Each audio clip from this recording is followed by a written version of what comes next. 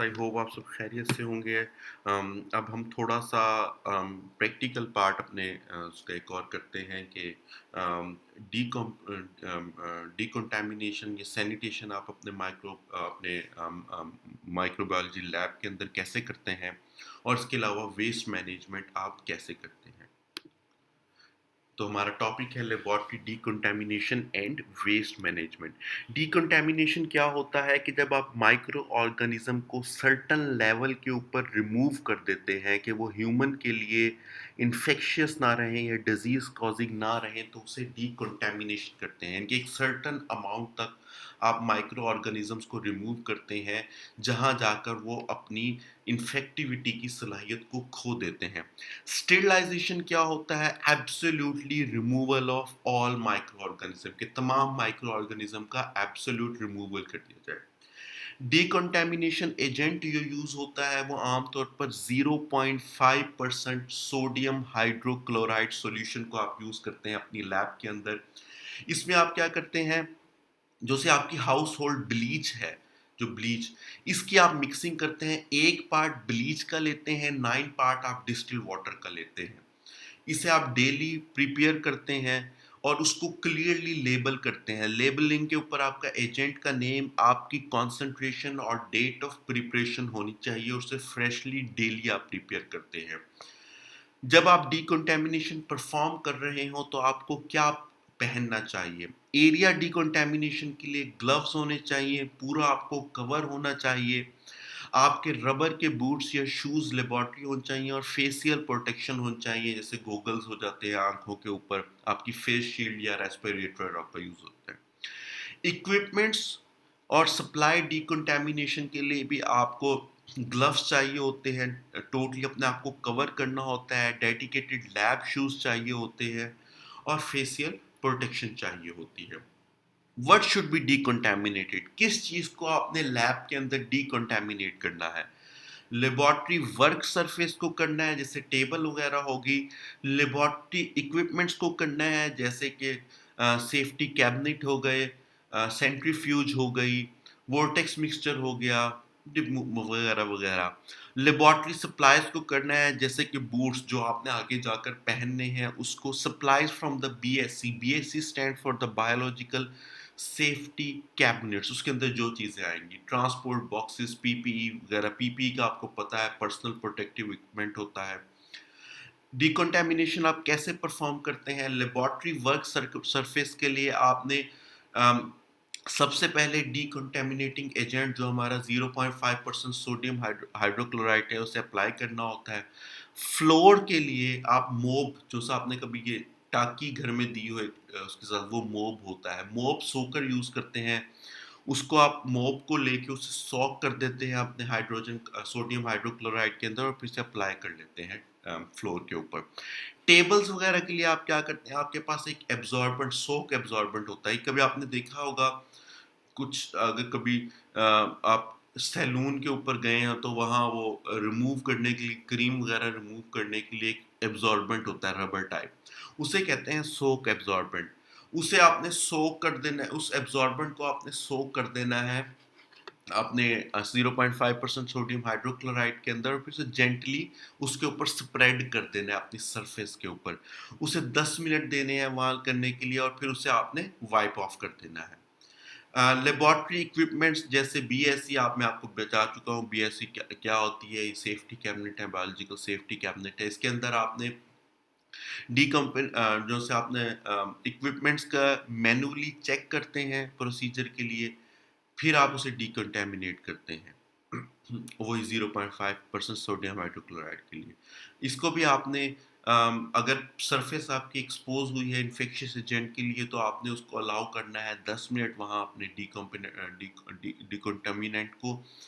फिर आपने हाइपोक्लोराइड जो सोल्यूशन है उसके रिंस ऑफ कर देना है 70% अल्कोहल अप्लाई करके। फिर उसे ड्राई टॉवल से आपने साफ कर लेना है। लेबोरेटरी सप्लाईज के आपने क्या करना है, सेम प्रोसीजर आपने यूज करना है। एब्जॉर्बेंट्स को आपने यूज करना है, फिर इसको रिंस ऑफ कर देना है 70% अल्कोहल से, फिर उसे पेपर से आपने कर देना है। लेबोरेटरी सप्लाईज के लिए आपने जैसे ट्रांसपोर्ट बॉक्स वगैरह होते हैं, उसके आपने 0.5% सोडियम हाइड्रोक्लोराइड से स्प्रे करना है, 10 मिनट तक वहाँ रखना है। 70% अल्कोहल से आपने इन्हें रिंस ऑफ कर देना है, फिर इसे ड्राई करने के अलाउ करना है। पीपीई बूट्स वगैरह के लिए क्या करना है, अगर उस आपको कोई विजिबल उसके ऊपर मट्टी नज़र आए, तो पहले आपने माइल्ड डिटर्जेंट से उस डर्ट को या मट्टी वगैरह को साफ करना है। फिर आपने ऑर्गेनिक मटेरियल को सोक करना है, 0.5 सोडियम हाइड्रोक्लोराइड को 10 मिनट तक वहां रखना है।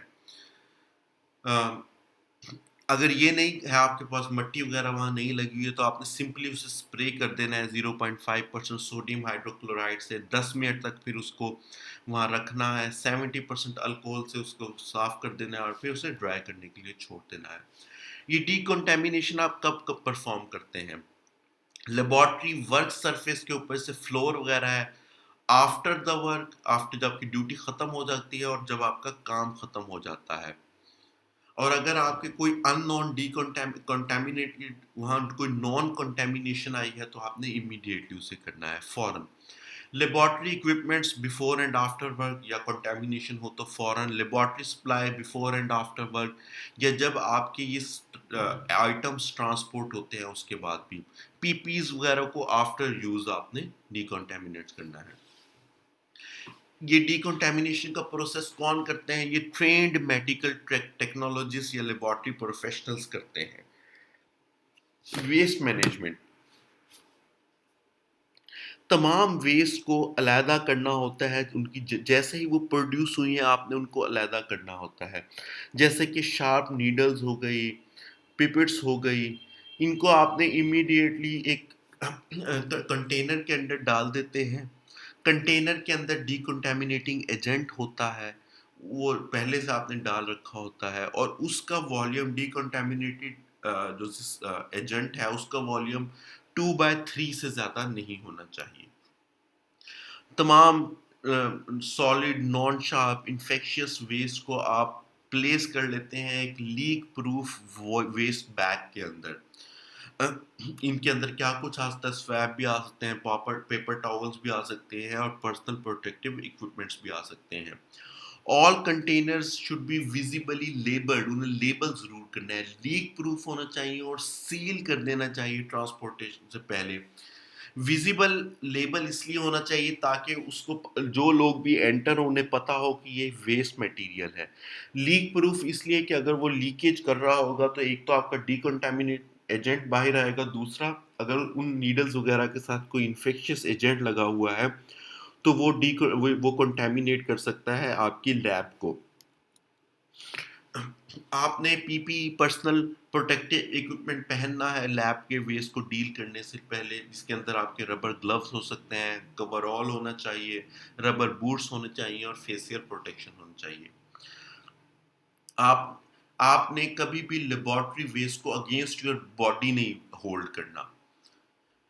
इसको बहुत जेंटली ऑपरेट करना है, और ब्रेकेज से इसको आपने बचाना है। इसको रिमूव करने से पहले अपनी लैब से इसे प्रॉपर्ली सील करना है, लेबल करना है, और डिकंटामिनेट करना है। इनको सिर्फ ट्रांसपोर्ट करते हैं आप कलेक्शन बिन्स के अंदर, जो पहले से स्टेरिलाइज्ड होती हैं। कलेक्शन बिन को फिर उसके बाद आप डिकंटामिनेट करते हैं 0.5 सोडियम हाइड्रोक्लोराइड सॉल्यूशन यूज करके। तमाम लैब वेस्ट को आप ऑटोक्लेव करते हैं, यानी कि उसे हीट देते हैं 121 सेंटीग्रेड को। ऑटोक्लेवर आपकी लैब के अंदर होता है 30 मिनट के लिए, उसको दबाने से पहले या उसको आग लगाने से पहले। अच्छा, आप आम तौर पर ऑटोक्लेव के अंदर एक इंडिकेटर डाल देते हैं, केमिकल या बायोलॉजिकल इंडिकेटर, और फिर आप उस इंडिकेटर को लेबल भी कर देते हैं उसके डेट के साथ, टाइमिंग वगैरह के साथ। तमाम ऑटोक्लेव वेस्ट जो सी होते हैं क्लियरली लेबल्ड होनी चाहिए, स्टेरिलाइज्ड होनी चाहिए। ऑटोक्लेव्ड और अनऑटोक्लेव्ड वेस्ट को कभी भी एक एरिया में ना रखें, बल्कि डिफरेंट एरियाज के अंदर इसको रखें। ये आपके रेफरेंस है जहाँ से मैंने इसको लिया है। इसमें आपको कोई क्वेश्चन हो तो let me know. Thank you.